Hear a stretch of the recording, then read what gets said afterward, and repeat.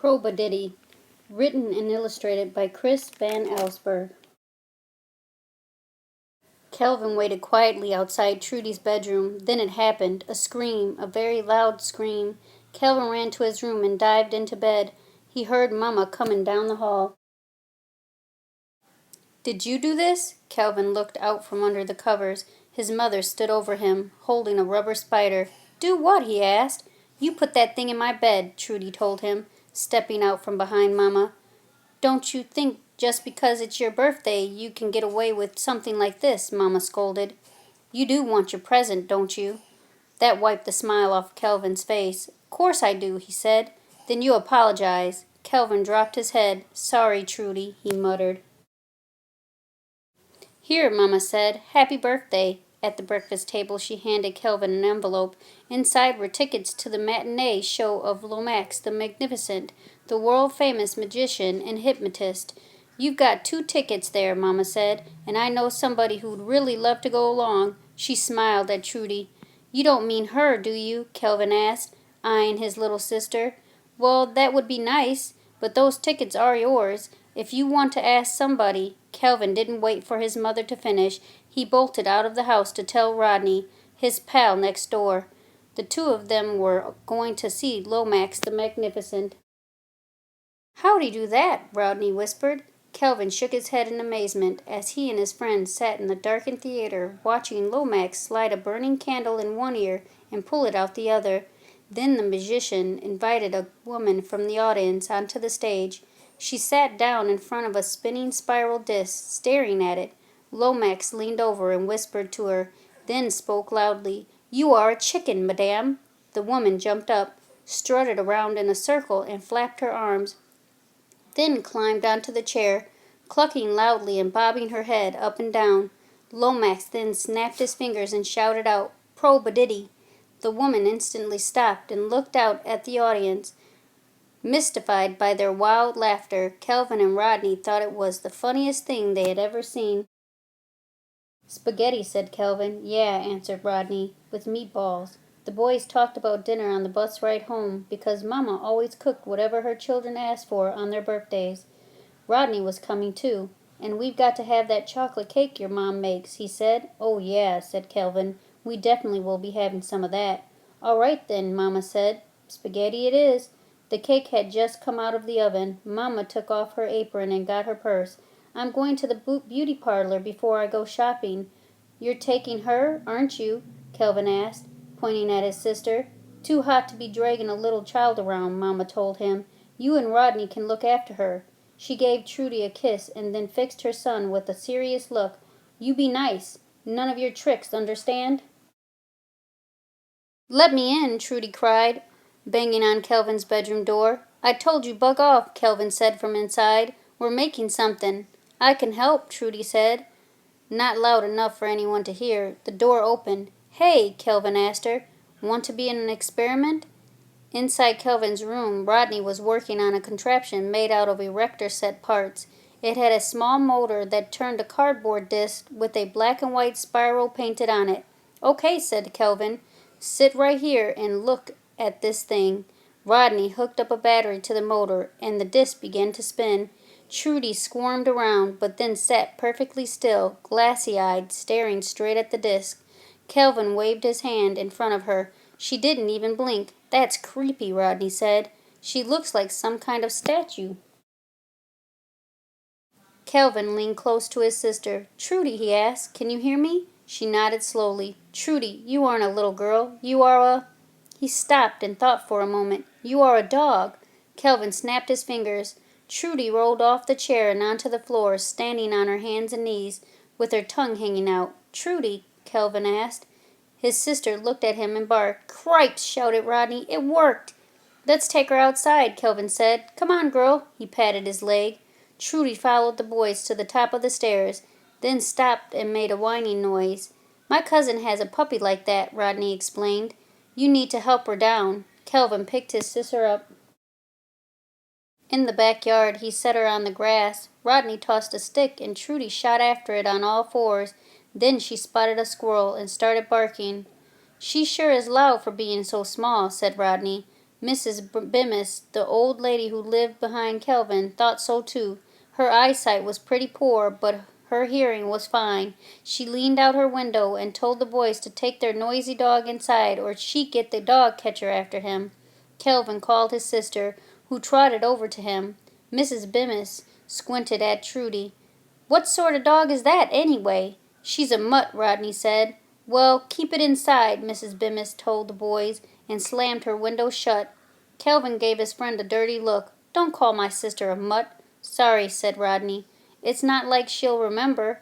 She won't know what happened after you snap her out of it." Kelvin looked at Trudy with her tongue hanging out, panting and drooling. She was starting to make him feel weird. He knelt beside her. "Trudy, can you hear me?" She looked at him and licked his face. "Yuck," said Rodney. Kelvin wiped his cheek. "Now listen," he told his sister.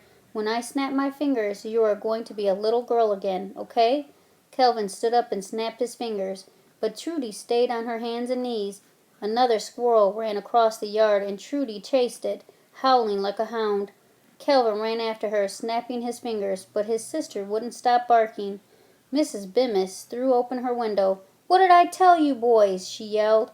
Rodney and Kelvin grabbed Trudy and carried her back inside. In the kitchen, Trudy looked at her brother, still with her tongue out and panting. "She must be thirsty," said Rodney, who got her a bowl of water. Kelvin pleaded with his sister to wake up, but she wouldn't stop slurping water from the bowl on the floor. "Say that word," Rodney told him. "You know what Lomax said. Bo-ba-diddy? Mo-ba-jiddy? Something like that. Rhoda-ba-diddy?" Kelvin said. "The word was Rhoda-ba-diddy." They both yelled at Trudy, "Rhoda-ba-diddy," and snapped their fingers, but nothing happened. "You sure that's the word?" Rodney asked. Kelvin wasn't sure. What he did know for certain was that he was going to be in big trouble when Mama came home and saw Trudy trying to scratch her ear with her foot and barking at squirrels. "I've got an idea," Rodney said. "We can take her to Lomax. He knows what to say. He'll fix her." Kelvin agreed. They could take Trudy to the bus stop, go to the theater, and find the magician. "Hey, Trudy," Kelvin said. "Want to go for a walk?" She looked up, trotted to the back door, and started scratching it, then let out a howl. "You know," said Rodney, "you can't take dogs on the bus." "She's not a dog," Kelvin answered. "Well," Rodney told him, "when she starts sniffing people and barking, you're going to wish she was." Rodney was right. The bus might be a problem, so Kelvin got his old wagon out from the garage. It would be a long trip on a very hot day, but Kelvin knew that if his little sister was going to stop barking and start walking on 2 feet, he had to get her to the magician. So they put Trudy in the wagon and started pulling. The boys were sweating and breathing hard, but the theater was only 2 blocks away. When they reached the top of the hill on High Street, an ice cream parlor stood on the corner. So they searched their pockets and found enough change for 1 cone. Rodney went inside and came out with a frosty dip of chocolate chip. He took a lick and passed it to his friend.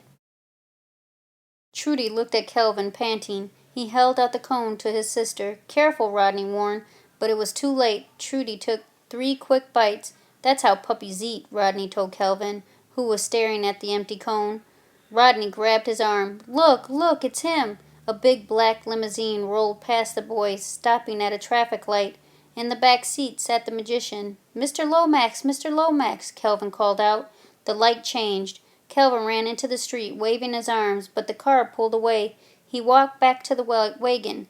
There was nothing left to do now but go home. "Is she sleeping?" Kelvin asked. He and Rodney had pulled Trudy almost half the way back. "Guess so," Rodney said, looking at the little girl curled up in the wagon. "Hey," said Kelvin, "I bet when she wakes up she won't be a dog any more." He poked his sister in the shoulder. She snarled and tried to bite him. "Geez," said Rodney, "never bother puppies when they're sleeping, don't you know that?" Trudy laid her head back down and closed her eyes. Kelvin was so tired that he wished he could too, but he and Rodney took hold of the wagon handle and kept on pulling, block after block, under the hot afternoon sun. Mama's car was not there when the boys finally rolled the wagon up to Kelvin's driveway, but they knew she would be home soon. Trudy was still asleep. Rodney whispered, "I've got an idea." He led Kelvin away from the wagon. What we need to do is really surprise her, like when you scare the hiccups out of somebody. Know what I mean? In the garage, the boys found a bucket and a couple of trash can lids. Kelvin filled the bucket with water, and the boys tiptoed up to Trudy. Rodney banged the lids together, and Kelvin dumped the bucket of water onto his sister. She screamed and jumped to her feet. "It worked!" Rodney yelled. And at that very moment, Mama pulled into the driveway. Trudy started to cry. Mama climbed out of the car with a look on her face that Kelvin could not remember ever having seen before. "Uh-oh," Rodney said. He put the trash can lids down. "See you later," he told Kelvin, and lit out from the house. Mama marched up the driveway. Trudy stood in the wagon, sopping wet and crying her eyes out, while Kelvin was wondering if he should explain that he had turned Trudy into a dog, but that she was okay now. Mama lifted her daughter from the wagon. Then she grabbed Kelvin by his shirt collar and hauled him into the house. Kelvin had smelled the spaghetti sauce cooking downstairs earlier, but he was still shut in his room when the sun went down. He was wondering if he'd be getting his birthday meal when Trudy knocked on the door. She held a tray with his dinner on it, a peanut butter sandwich, a pickle, and a glass of milk. She set the tray on Kelvin's desk, next to the contraption with the spiral disc. "What's that for?" she asked. "For hypnotizing. I used it on you," he told her. "Me?" Trudy said. "Yep," answered Kelvin. "I turned you into a dog." He started to chuckle. "Had you running around on your hands and knees, barking and drooling." Trudy waited for her brother to stop laughing and then asked him, "How come I don't remember?" "'Cause that's how it works," Kelvin told her. "If you did, that'd mean you weren't hypnotized." "Oh," said Trudy. She watched her brother chew unhappily on his peanut butter sandwich. "The spaghetti was really good," she told him. "So was the cake." Kelvin just grunted. "Know what else I liked?" Trudy asked. "That ice cream I had this afternoon. Chocolate chip's my favorite."